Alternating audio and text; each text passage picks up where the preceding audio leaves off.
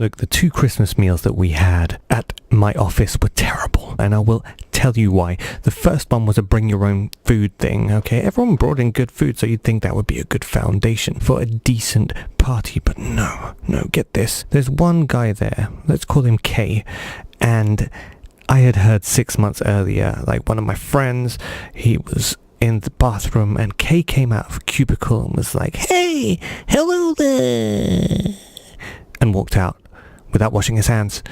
Okay, so I said before this bring your own food Christmas meal thing in the office, I said to some colleagues, look man, I don't want this guy serving my food because I've heard things about his hands and the bacteria that run on them. I don't want to die of dysentery.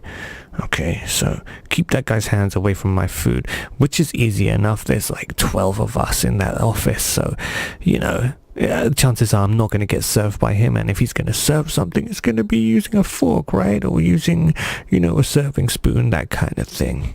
So anyway, there was, I don't know, many slices of an awesome looking cake on the other side of the table. So I asked someone over there, hey man, could you pass that plate so I can grab one of the slices? That person passed the plate over, just kind of held it there in front of me, and I was about to grab the serving spoon, and this guy K, he's right next to me, and he's, oh, cake!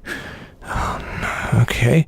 So I thought he grabbed the serving spoon, and he didn't. He just grabs a slice of cake with his hands that cause death to anything that touches them, because he never washes his hands in the toilet. So the hand clutches this slice in slow motion, those fingers kind of drill in, and he puts it on his own plate. Ugh. I thought, okay, fine, those are his germs crawling around in his body on his hand. Fine, I'll just go and grab my piece of cake. And then, out of sheer kindness, what a kind guy, what does he do? He grabs a second slice of cake with his hands. I saw those fingernails with bacteria under them. I just saw bacteria writhing on the fingers and being transferred, injected even, into the middle of the cake, because there was quite a strong grip into the cake. He put that slice on my plate. It was like, what? After that, I did not want that slice, so I took it back to my desk instead of eating with everyone else, and just kind of squished it into a tissue paper, went and threw that tissue paper away. It was like a sailor's funeral as I watched that piece of cake in the shroud of tissue just fall into the bin. Oh, leave me alone with your bad hygiene, man. And even before that, when they're handing out the paper plates for you to throw everyone's luscious food on, I just asked absently, oh hey, can you pass me a plate, please? And then, little to my knowledge, it was actually Kay who was standing there, handing out the plates at that moment. Oh God, I watched as his thumb, again in slow motion, left a dirt fingerprint in my mind, not visible to the naked eye, but I knew bacteria seethed on the edge of my plastic plate, and every time I put food on that plate, trust me, there was an exclusion zone from that part that the thumb had made contact with. So that ruined my Christmas meal with my team. Also, if you add to that the entertainment that was going around was one of my colleagues had a set of really cheap true or false cards that she had just dug up from a supermarket, like some forgotten aisle covered in dust right next to a pharaoh's tomb, just a completely cursed section of the supermarket, because these true or false cards were so bad. They were so bad. They would state something, and then people around would guess, was that true or false? So she read out one of the cards. This is an example of how excruciating it was. Something like, I paraphrase, Santa Claus dresses in red because of Coca-Cola. Quite a few people yelled out. There was a chorus of true, true, true, true. She looked at those people with a smug look on her face and said, No. False. Okay. Why? What's the justification? What is the justification? Please explain. Oh, no. These cards. No, they just say true or false. They don't explain why.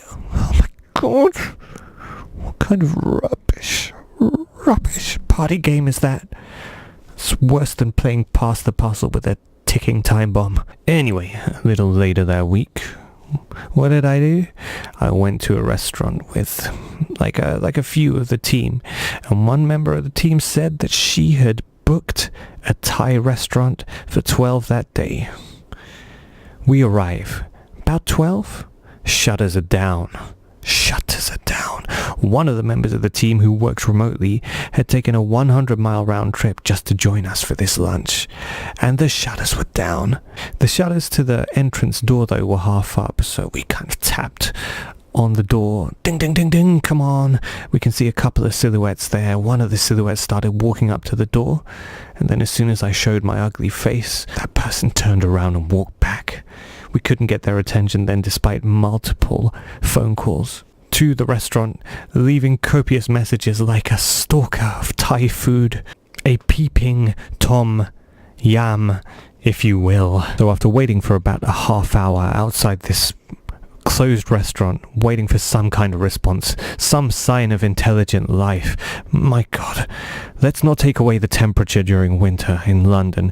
My hands, gloveless, were freezing waiting out there for ages. They were at the point where you could shake hands with me and my fingers would have snapped off. We ended up at another Thai place around the corner after that half hour of waiting in the cold. I mean, let's face it, London outside of 1 month of the year is an ice box that preserves us in this icy state of passive-aggressive behavior. We all end up at the new Thai place, and we managed to get a round table. Nice round table so we can all have one big conversation together, which I find is very awkward. But anyway, there comes a point where you've got all these Christmas crackers for the team lunch, and everyone is pulling one Christmas cracker in each hand with the person next to you on the left and on the right, yeah? Get this. I pulled both my Christmas crackers with the people on the left and right at the same time, all of us pulling at the same time, and everyone's yelping because they got at least one or two. Me? Nothing. I'm standing there with the stumps of 2 Christmas crackers in my hand, looking like a fighter plane that had lost both its wings and is now just careening towards the earth. Plumes of smoke from the Christmas cracker explosive bit that sounds like tsh, billowing out from the stumps of this Christmas cracker. Maybe not that dramatic, but anyway, my soul was on fire, my soul was smouldering, because that's how my time went. I hope you had a better time, everybody. Oh yeah, epilogue. The person on my right actually felt sorry for me having won none of the crappy little Christmas cracker presents that come on the inside. You know, you get the requisite joke about Santa or snowmen or Jack Frost. You also get a crown in those Christmas crackers, don't you? It's a crappy paper crown that rips as you put it on your big head. Also, you get a little bit of toot inside, some rubbish little present. So the person on my right had won 2, saw that I had won nothing, so, you know, this being the time of giving, apparently, decides to give me the worst gift of the 2 that he got. So what does he do? He slides it over to my place. I look down at it and it's a nail clipper. And all I can do is flash back to a few days ago when Kay put his fingers with the fingernails seething with bacteria into my cake. It all comes full circle in the most unfortunate way. One more thing, the presents at the office that were given to me. Secret Santa, I received an escape room game, which was pretty good, but then the majority of my presents were received from one person. Let's call her N. So N was like, every Christmas she gives loads of presents to everyone, and this woman is in debt.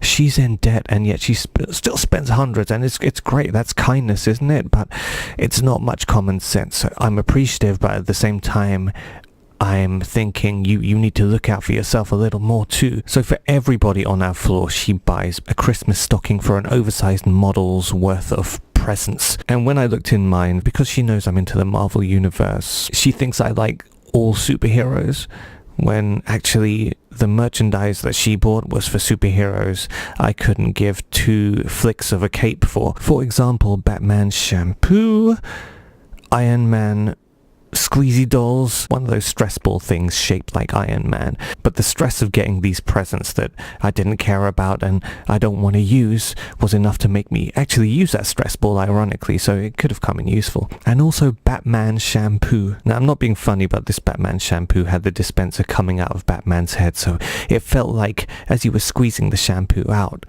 it felt like you were squeezing some kind of blue brain juice out of Batman's head, which wasn't aesthetically pleasing unless you're the Joker who wants to squeeze the brains out of Batman's head. What else was there? Yeah, an Iron Man fidget spinner that Tony Stark's Chinese manufacturing division would have been embarrassed about. Oh man, look, I hate to sound unappreciative, but it's all stuff that I'm not going to use. If you're going to buy that many presents, then that's great. I'm happy that you want to spread the cheer, but a little conservatism, think about your own situation if you're in debt especially. Come on. Look, I'm English. I whinge about everything, okay? We moan more than walruses dying of slow bleeding. That is my generation's English way. Stiff upper lip in public? Complain on YouTube.